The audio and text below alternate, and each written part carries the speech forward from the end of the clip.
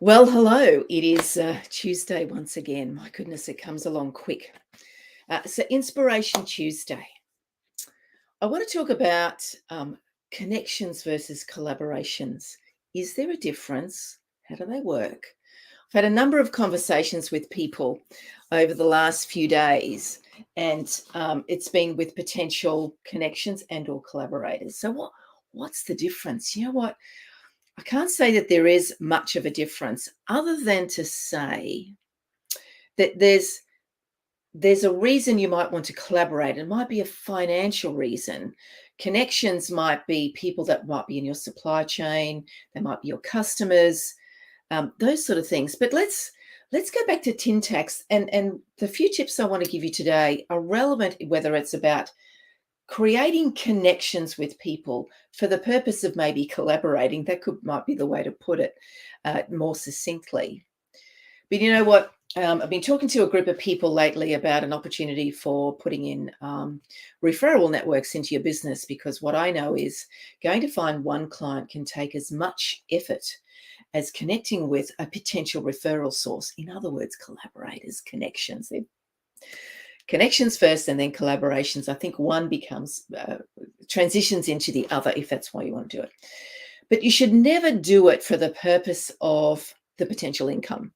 That is, again, this harks way back to, I know when we've spoken about in Navigate Biz previously, why did you start your business? Was it because you needed to replace a salary and were looking for a particular income, or was there a bigger purpose and value add that you were looking to provide? And that's the same for your connections growing into collaboration opportunities.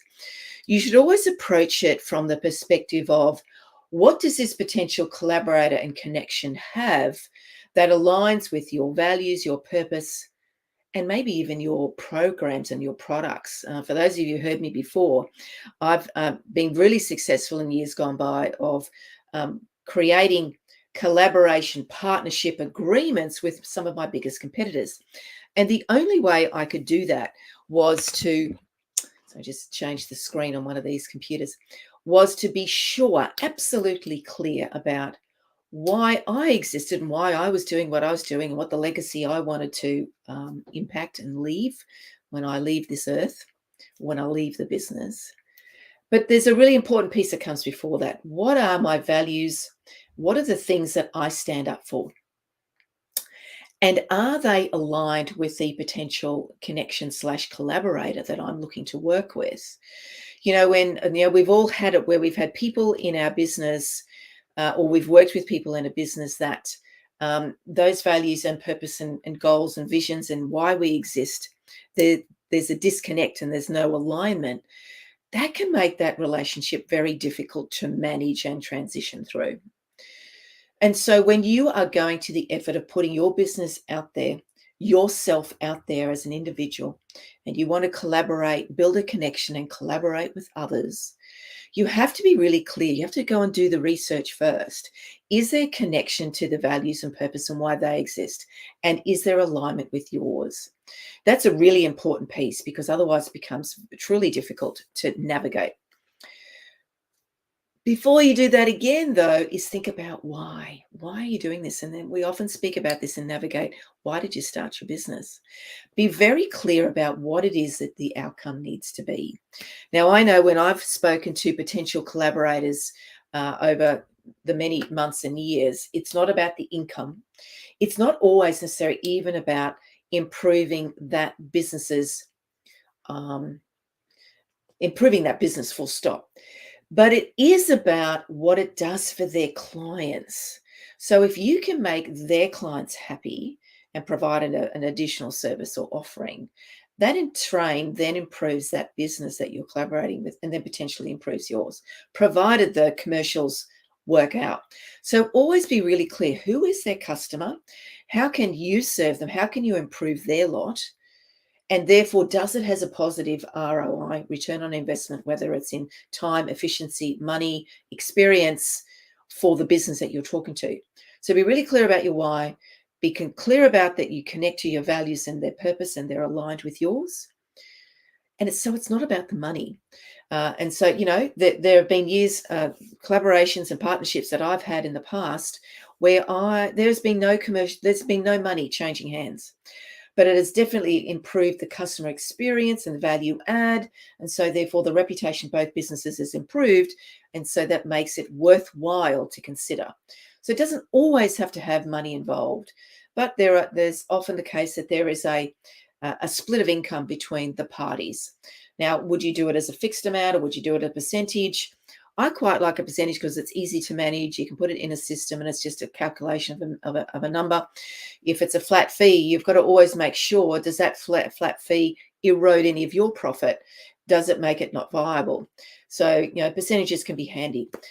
Get it in writing. Goodness me, anything that you do with another organization that is from a collaboration point of view, a partnership view, a joint delivery point of view, always, always, always get it in writing. And, it can be a very simple referral agreement or it can be a formal partnership agreement. Go to the effort of going to get the legal advice, get the document in place.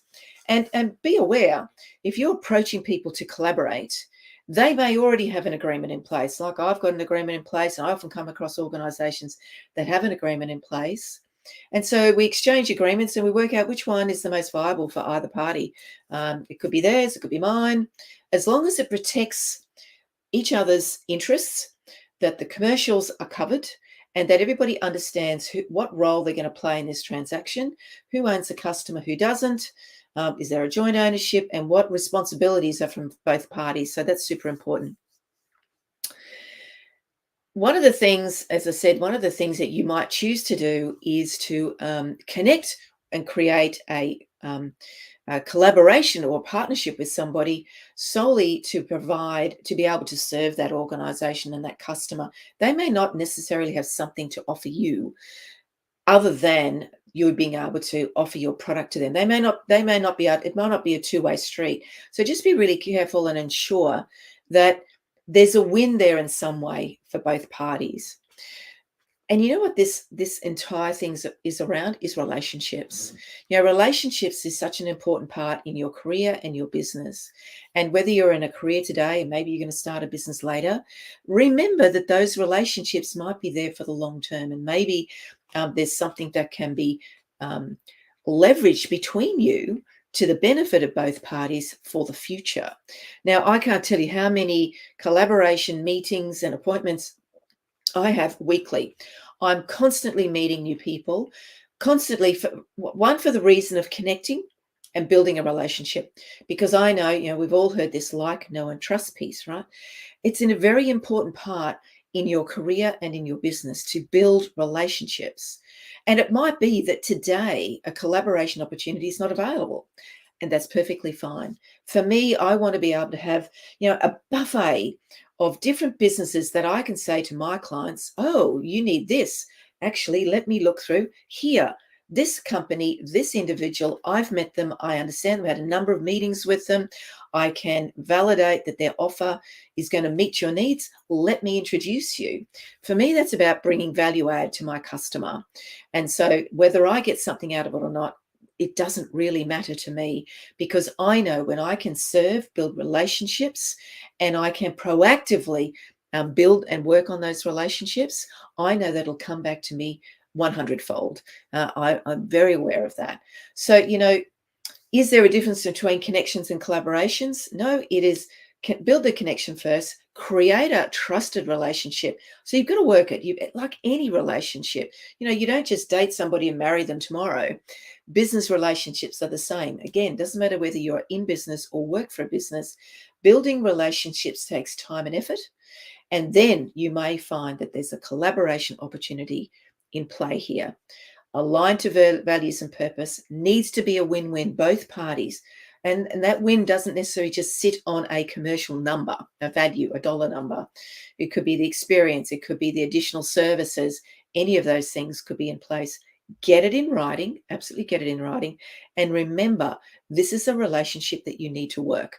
It is not something that you build it, you put an agreement in place, you put it in the drawer and you forget about it, because then nothing will happen.